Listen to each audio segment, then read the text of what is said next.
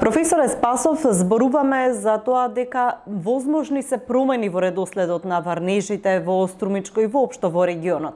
Дали тоа значи дека земјоделците би требало да имаат нови начини на акумулирање на водата, за да може да ја користат во периоди кога ќе настапува суша? Истото се разбира се однесува и на државата, на институциите кои што може би треба да прават дополнителни акумулациони системи за вакви појави.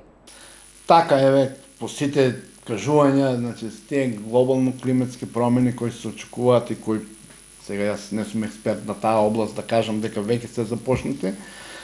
Значи е потребно да се инвестира, баш во акумулациите заради акумулирање на што поголем процент од тие води кои што води сега ни доаѓаат за многу краток период.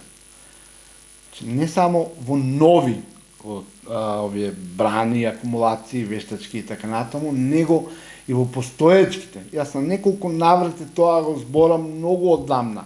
И на постоечките, значи да се направат реконструкција, да се направат некое реновирање, да се направат работи кои што ќе го намалат ќе намалат загубата на водата во самите акумулациони системи, загубата на водата во каналските мрежи.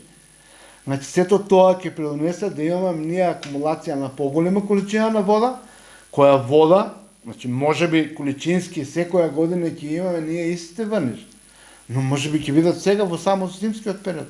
Во пролет, во лето ќе немаме. Значи мора да акумулираме, односно да собереме резервни на вода, за да може да ги користиме понатаму. Значи, за тоа е потребно и како е потребно такво инвестирање.